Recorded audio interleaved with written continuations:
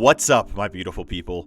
Exile451 here with another daily dose of Reddit Hope and Happy, and today we're going into r/DecidingToBeBetter for a story about how it is never too late to make a change.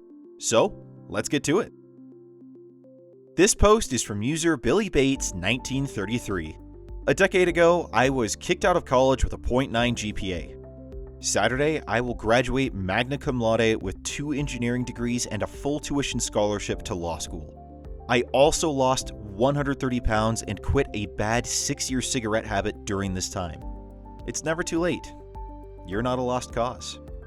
Okay, here's the original wall of text. Forewarning, this is an incredibly long post.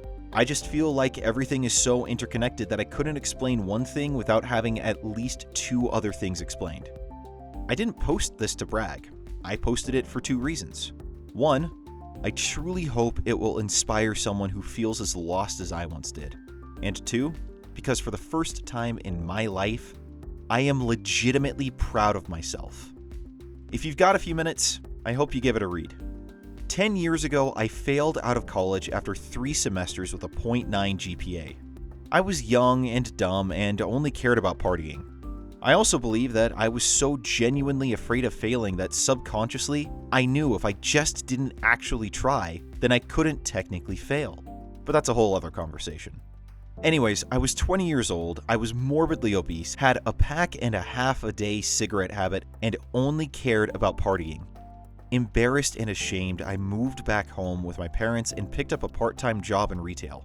With no real prospects or clear path forward, I just kept eating and drinking away my feelings. By age 22, I weighed 360 plus pounds and was working at an essentially dead-end factory job that controlled my life, as it was union and did not have to abide by working hour limitations. So I often swung shifts and worked 12 to 16-hour shifts for months without a day off.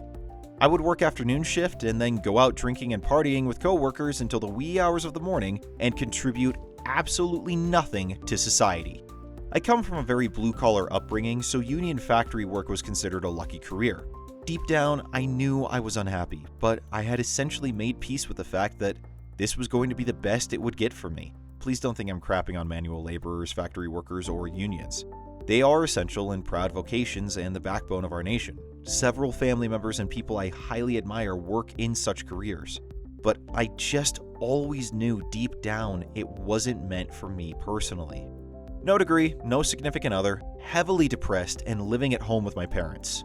My job was union, but I still only made $13 an hour and had student loans to pay off that had been deferred for years while I was working part-time. So I couldn't even afford a cheap, crappy apartment. Any extra money went to booze, fast food, and cigarettes to try and paper over my depression and feelings of inadequacy. Then a promotion opened up at work in a different department, and I realized that this could be a great change. So I applied.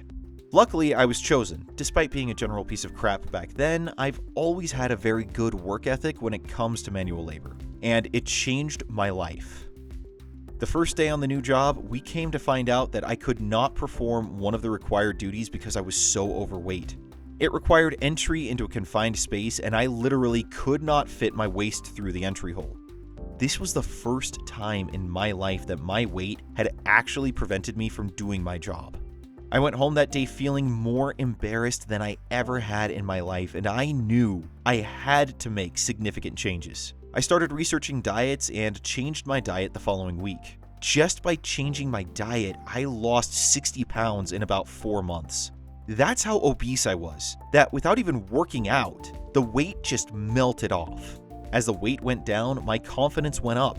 I began doing P90X workouts, only completing as much of them as I physically could, and I quickly learned that my pack and a half a day habit would prevent me from seriously working out.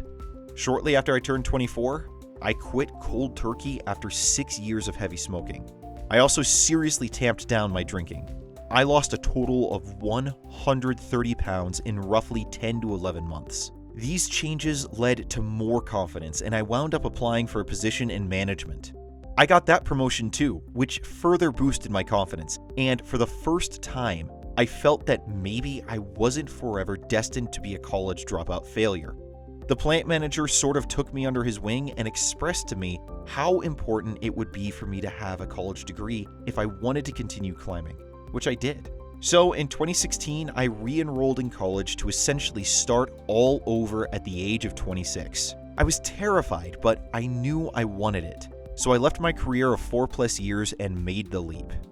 It's been a long 4 years. I've made some more enormous changes to my future career path, but I will graduate magna cum laude with a bachelor's degree in electrical engineering and an associate's degree in computer engineering. I was originally dual majored, but then decided I wanted to pursue a law degree post-undergrad. The type of law I plan to practice combines engineering and law. I haven't become a serial degree collector or anything. So I sit here today, finally graduating college with 2 engineering degrees, albeit 7 years late, and a full tuition scholarship to a fantastic law school. For the first time in my adult life, I feel genuinely proud of myself and like I am finally on the right path. I am not a pretentious or braggadocious person, and I hope that's not how this post is perceived. I am just genuinely so dang proud of myself, finally. And I hope maybe my story can inspire others who feel utterly dejected as I once did. If you're reading this and you feel like you've missed your window or you can't change your future, I am absolutely living proof that you can, no matter your current circumstances. It's never too late and you're not too old. Your past failures do not dictate your future. Just put your head down, put the work in, and stay focused. It's so cliche, but I now firmly believe that anyone can accomplish anything if they put their mind to it. It's been an insane 10 years full of ups and downs, and I cannot wait to see what the next 10 years have in store. If you read through all that, I sincerely thank you, and I hope that maybe I inspired you, or that my story can help someone you know that's struggling right now. Side note, there are actually a few more extremely significant things that happened during the bad times. However, they are very personal and I'm not quite ready to share them with strangers. But yeah, even as bad as all that bad stuff was, it was actually even worse at points. Been a tough journey, but I feel like I clawed my way out of a personal hell. You can too. Also, random fun fact, during this same time period, after failing out, but before the factory gig, I actually apprenticed and became a professional tattoo artist for almost 2 years. That's a whole other story, but yeah, if you feel lost or uncertain in your career path, don't feel bad. I've tried my hand at several paths, obviously. Just find the one that feels right to you if you can and work your butt off. At least that's what worked for me. We all have unique journeys. Now, I'll admit here that I read this a little out of order because I wanted to read the story and then get to the updates. So when he's referencing the wall of text, it came after all of these, but it made more sense to read it before. Update 1. Holy cannoli, I genuinely did not think this would blow up like this. Thank you all so much for the kind words and congratulations. I am actually currently in the middle of my very last final, but I will try to answer your questions/messages when I get a chance. Also, I'm happy to post the enormous wall of text that explains everything, so long as the moderators are okay with it. I am fairly new to Reddit and brand new to the sub, so I don't know exactly how it all works and don't want to upset any apple carts. Update 2. Okay, so this is really taking off. I am seriously so glad that you are all enjoying this. So a ton of people have asked me for the giant wall of text, so I'm going to post it below. Please do not feel like you have to read it all. It is incredibly long. Also, I wrote it with the plan of posting it originally instead of just the title, but then realized it was insanely long, so it may seem repetitive.